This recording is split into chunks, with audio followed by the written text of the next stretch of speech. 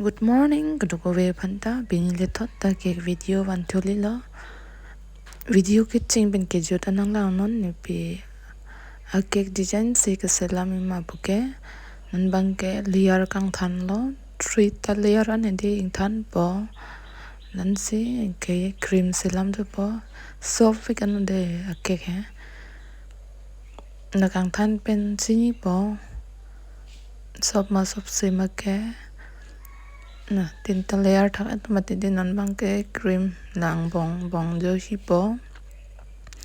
son se la do anta hi la po so ke la bang ke di deposi na order ho ini birthday gali thopu ki chu kang tu hang ret ma di funang ko lo ke selam pi tha po ma selam pi lo Saturday ajo se selam pi de so ke bang ke de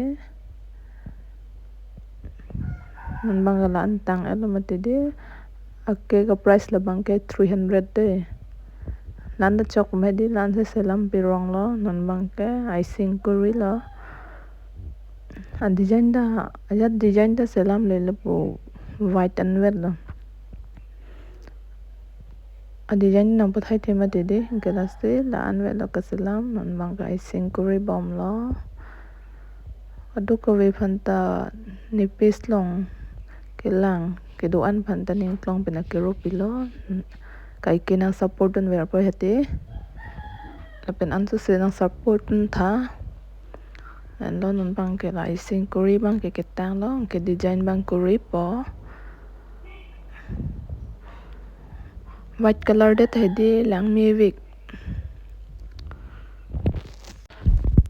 lang design kuri lo la bang ke de rose no gel pen se de rose selam ve no gel pen se la mi ra pun selam lo la bang dak ma se di selam ve lo la aket long ma se ke dong bang ke pu ami la pu fu lo pu ke dong ko pu hap ya se ka selam ni